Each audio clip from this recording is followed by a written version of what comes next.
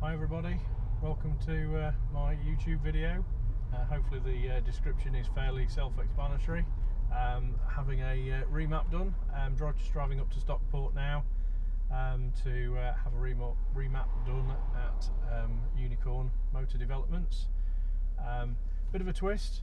I've had quite a few remaps done on this car, really just to find what I think is the best map. This is an F32 435D on a 16 plate with 40,000 miles on it.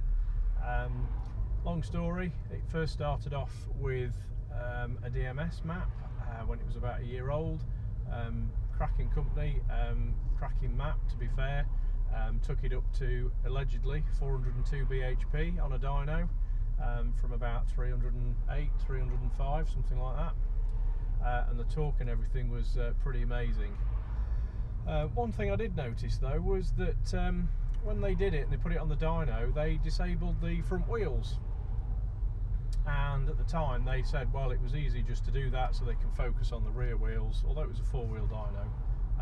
Thought nothing of it, to be honest. And it was only when I've been on a forum and speaking to other people who are in the know that allegedly, and don't quote me on this, there is a lot less rolling resistance, or the other way around, I'm not technical, but either way it basically misreports the amount of bhp and torque quite significantly.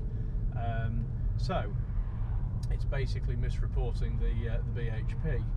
So okay, well, what I did, I'm on a little bit of a forum, the BMW F32 Owners Club on Facebook. If you want to join, you're welcome to. And quite a few guys there are saying, well, look, best thing to do is take it to a chap called Rick at Unicorn in Stockport. He comes highly recommended. So I had a conversation with him, and you know, when people know what they're talking about. So we put it on the dyno and we ran it on his dyno, and it came to about 355, 354 bhp, something like that. And the torque was better than standard, but it was about halfway to where it started to from where it was allegedly going to. So okay, bit disappointed. Now some of you may say, well, okay, all dynos may be calibrated, miscalibrated and misreporting. So on the same day, what we did is we said, okay, well, let's put one of Rick's maps onto it. So Rick then remapped the car and kept it on his same dyno, so all things being equal, and he got just under 390 out of it, which is around the kind of expected level for this car being mapped properly. And I will say, from a driving point of view, it was an absolute massive difference. It was a DMS map and a double DMS map. Absolutely brilliant. So really pleased with it. A bit disappointed with DMS, to be fair. Customer service and great bunch of people, don't get me wrong, and I think if any of you have a map or have had a map, you won't be disappointed. But I think there's a little bit of misreporting figures out there to be safe. So anyway, that's what I did. Now another slight challenge with it is when Rick had it on the dyno, in fairness, he was struggling to get it. He was expecting to get around the 400 mark, and he was about 15 bhp short, of which he was obviously knows what he's doing. He's measuring all the exhaust temperatures and whatever's coming out, all that lot. And the upshot was that he was struggling for, just let this motorist out, let this cyclist past, and just he was struggling to basically for the engine to be breathing. He couldn't get enough air through it, so he opened up the engine cover, took the air filter out, and the car had done about 10,000 miles since its last service. It was about halfway through a service. The air filter, when I say clogged, I mean it was full of dried mud, straw. It looked like I've been going through the countryside, through hedges. It was absolutely clogged so much that the car could hardly breathe. So it was absolutely being strangled. So obviously that's not a good thing. So Rick said either get a new OEM filter or put something like a K&N or pipe across or whatever on. That he genuinely said though it won't make much difference, but you might as well put one on, because then if you can clean it yourself and all that lot, it's probably a bit more economical, certainly every 10,000 miles. So did that, well, went away and did that. So the chart that I'll pop up on the video in left or right corner, whatever it'll be when I edit this, is the Rick's chart, which was the starting point, which was DMS, and then on his same map an hour later, with him fettling around, was then what he'd then got out of the car with the strangled air filter on it. Now what Rick did say, he says he can probably get a little bit more, but he was concerned that he didn't want to do that and push the car to the limit, especially with the air filter. So I went away, ordered a K&N air filter, fitted that a few days later when it arrived, and that was about a month ago. So Rick very kindly is happy for me to go back, put it back on the dyno with the air filter working, and to see if he can push it a little bit more. There's two things really. First one is, I'd really like to see, with the air filter and the engine not being strangled, what it is genuinely producing, which will be good. But also, if he can push it and just get a little bit more, mainly torque. I'm not chasing the BHP, it's mainly the torque, to be fair, in this kind of car. But if he can get a little bit more, then that's fine. Now, a friend of mine, a chap called Charlie, he has a Gran Coupe 435D, and he's getting around, I think it's 415 BHP.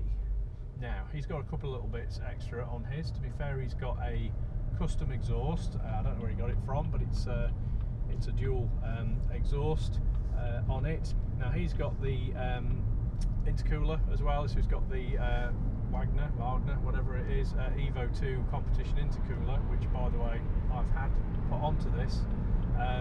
So he's a little bit quicker than me, so a little bit of a challenge. This is the twist. One is that let's get the true value of exactly what this car can produce with a proper air filter on it, not being strangled, and see what the genuine torque and BHP is on this. The next thing is, Charlie's also going to be rocking up to Unicorn at the same time, and Rick is going to be maybe tweak with his as well, and we're going to do a bit of a head-to-head and see who's going to win. Now, I'm hoping it's me, but I think, to be honest, it's probably going to be Charlie again. But apart from the engine itself, and we know all engines have a slightly different amount of output of power, it's just the way that they're made. There's a tiny little swing. I would say at this point is, if Charlie is getting more torque or BHP, I'm probably thinking that's to do with the exhaust then, which leads me on to the next bit then, is do I do that? But I will say I'm absolutely happy with the amount of performance this car gets. Fuel economy, I'm getting 45, 48 to the gallon. If I drive sedately, I'll get 53, just sort of normal steady driving that I'm doing now. Even if I want to put it in Sport Plus and drive like a hooligan for 20, 30, 40 miles, I'll still get around 30 mpg, which I think is absolutely amazing for this.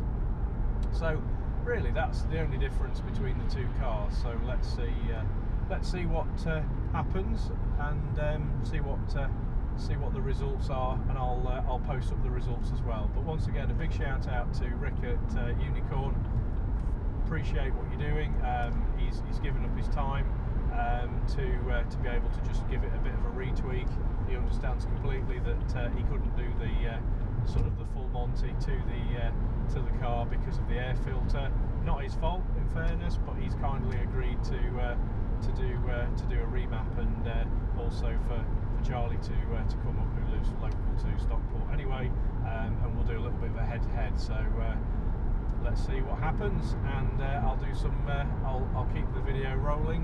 When I get there, we'll record a little few bits and see what happens. But fingers crossed. I'm going to be same, if not a little bit more than Charlie now. See where we go from there. But as I say, if it can hit the 400, I'd be absolutely amazed. As I say, torque is the main thing, but obviously torque and BHP are connected. So it's kicking out best part of 800 Newton meters. I think it's 792 at the moment. So I'd expect with the proper air filter on it now, just as a normal run, then I would expect it to do 800 newton meters of torque. So I think Charlie's is about 820, something like that. So again, you know, maybe there's a potential there for about another 20 that Rick can squeeze out of it, and see where we go from there. So I'll keep you posted, and keep watching and see what happens, and see where we go from there.